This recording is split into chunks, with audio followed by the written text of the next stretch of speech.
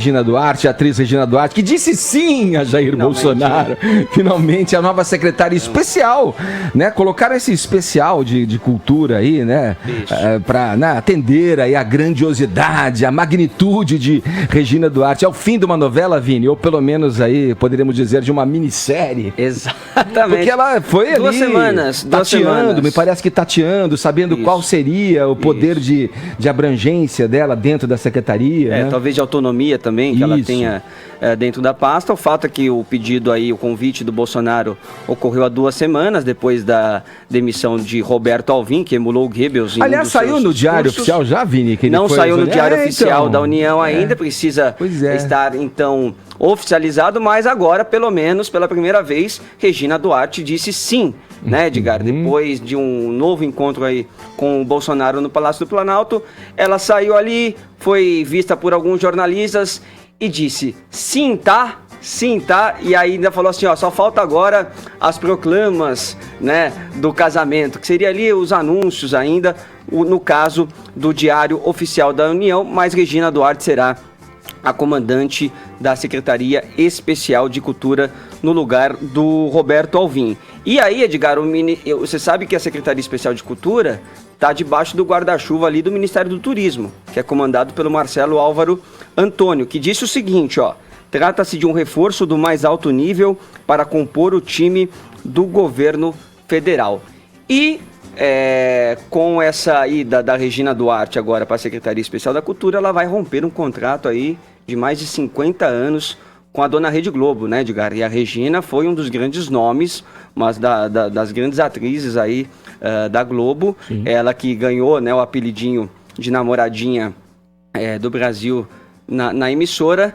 E agora ela vai ter que deixar a Globo. O William Bonner até leu um comunicado, uma nota oficial ontem, durante o Jornal Nacional, dizendo que as duas partes já estão fazendo aí as negociações para o fim deste contrato. E há uma visão dentro do governo, Edgar, de que a Regina Duarte, apesar de sempre ter se mostrado aí apoiadora do Bolsonaro, uma atriz apoiadora da direita, ela pode seduzir outros artistas de esquerda, por exemplo, pelo seu lado conciliador, pelo lado do diálogo, da conversa, porque ela nunca foi uma artista ali de atacar o contraditório, de confrontamento, de confrontamento, enfim, e também talvez de tirar artistas bolsonaristas do armário, que talvez estariam ali oprimidos por uma guerra cultural, né, que o Adriles fala que nós temos aqui no Brasil, né, a cultura marxista, enfim.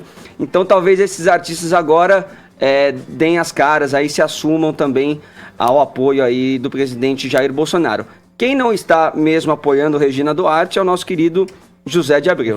Que surpresa! Falou mais uma grosseria. Qual foi? Olha, qual foi? Horrorosa, mais uma e fortíssima, viu, Edgar? Nós vamos botar aqui na tela agora qual que foi o post aí do José de Abreu, que disse o seguinte: topa apoiadora de fascista, ministra, nem isso, secretária de um presidente sem legitimidade, um escroto que quer que você discrimine a diversidade, que discrimine LGBTs.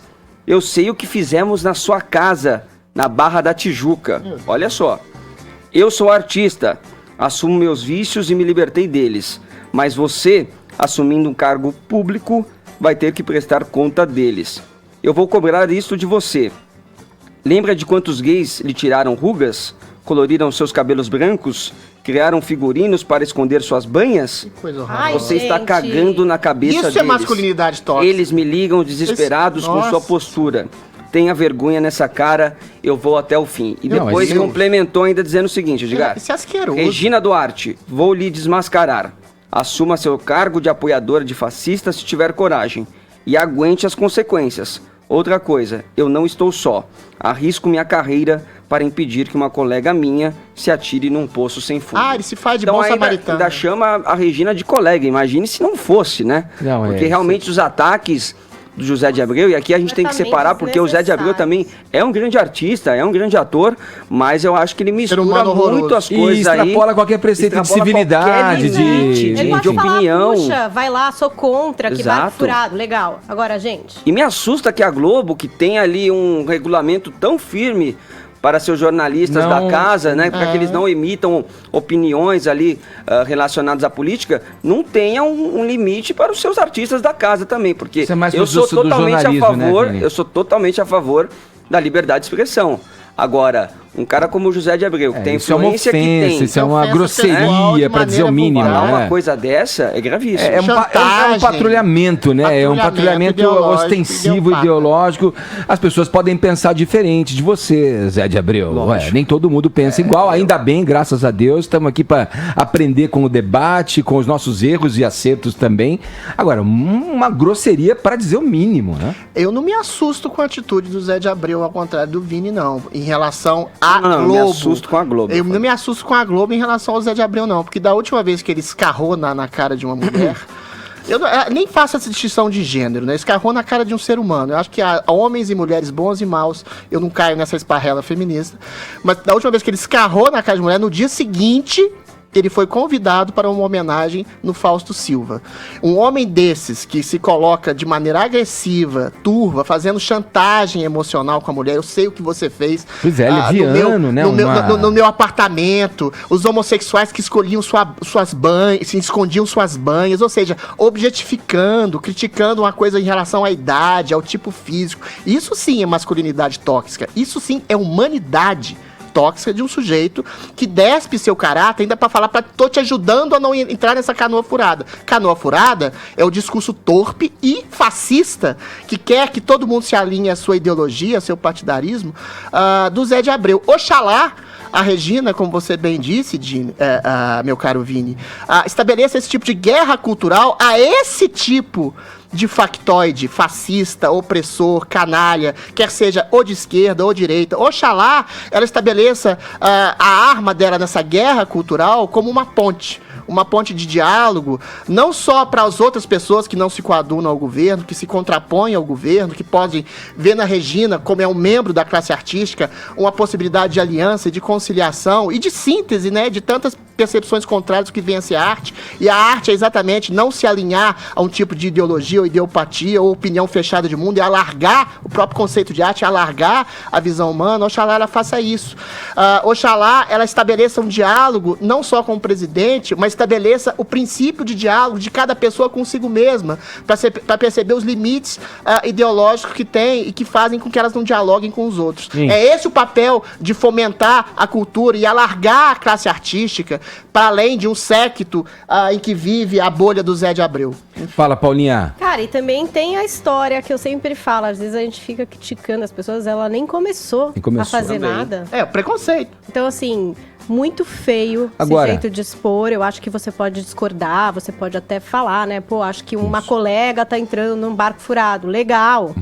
Né? Você pode até imaginar que a Regina não tenha competência para a pasta, porque ela não tem uma experiência administrativa. Isso é uma coisa. Agora, essas ofensas... Isso é ofensa, pessoal. Olha, agora voltando um pouquinho à questão do... Ela pode, sim, como o Vini bem colocou aqui, ela pode, sim, atrair nomes que estão ainda no armário, como o Vini usou a expressão aqui. Não só no armário. E quem são... contra o governo e pode achar que ela fez uma atitude legal. Ela nem começou a fazer nada. E que são favoráveis ao governo, mas que ainda não se manifestaram publicamente com relação a isso. Também. Agora, amolecer o governo de alguma forma. Sim. É uma utopia? É.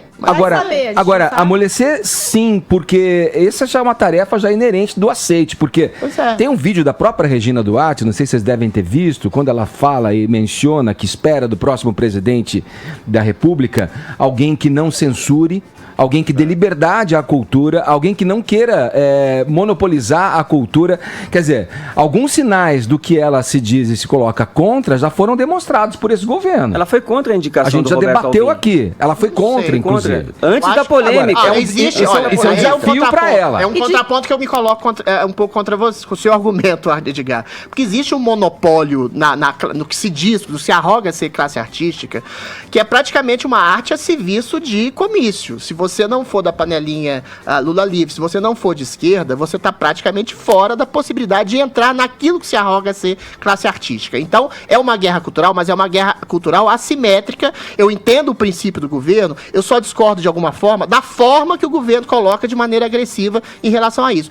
O que a Regina pode fazer é, para além de ampliar o conceito de classe artística, para além do pessoal Lula livre, que toma conta da classe artística como conceito, é estabelecer um diálogo mais afável com essas mesmas pessoas, para alargar, inclusive, a possibilidade delas de abarcar outros artistas que não comunguem da sua crença quase sectária, como é o caso, por exemplo, do Zé de Abreu, entendeu? Essa que é a tentativa hercúlea da Regina Duarte de estabelecer esse tipo de diálogo. Talvez encontre aí a sua maior dificuldade, porque eu acho que não se resume a essa dicotomia simples de achar, olha, ela pode atrair outros artistas que não seriam tão simpáticos a esse governo, tudo, porque tem todo um peso, tudo que está na bagagem que representa o governo Bolsonaro para uma grande parcela da população e para grande parcela dos artistas, não comungam com essas atitudes, com essa visão de mundo do Bolsonaro. Eu acho muito difícil que ela consiga... Talvez haja uma falha de comunicação. Por exemplo, eu vou dar um exemplo específico. Vou dar um exemplo específico para não ficar muito teórico e abstrata a nossa discussão. Quando o Bolsonaro fala, eu não vou querer mais dar aval para temáticas LGBT. O que ele talvez esteja querendo dizer, e o que a Regina pode explicar para ele é o seguinte, ele não quer dar aval a um tipo de discurso vitimista que coloca héteros contra homossexuais ou brancos contra negros, ou seja, um tipo de articulação vitimista que vai além da questão desses grupos étnicos, dessas minorias, serem realmente vítimas históricas, mas a forma como você lida com isso, pela arte, pela cultura, pode agregar em vez de separar. É esse o grande desafio da Regina, agregar em vez de separar, estabelecendo preconceitos históricos e fazendo da arte uma maneira de agregar as pessoas. Para todos, inclusive LGBTs, em qualquer tipo de filme. Claro. Eu não acho que essas É uma concessões percepção sejam legais. benevolente essa. Mas né? enfim, vamos ver o que ela vai fazer. Vamos Até ver. agora a gente só tem notícias de colunas que dizem tudo o Bolsonaro especulação. pediu tal coisa, que ela propôs tal. A gente não tem nada de Na prática, Uma coisa né? Na boa, prática, a gente não uma tem coisa ainda. boa é o pedido dela de não ser diretamente vinculada, isso eu ouvi em off, ao ministro do Turismo. Se ela Mas tiver isso- uma linha direta com o Bolsonaro, vai ser extremamente mais interessante. Vamos vai embora, ser vamos mais vamos pra frente. Você ia falar alguma coisa, Vini? Não, pode ter o pedido, mas ela vai continuar Sim. sob o guarda-chuva. É. Vamos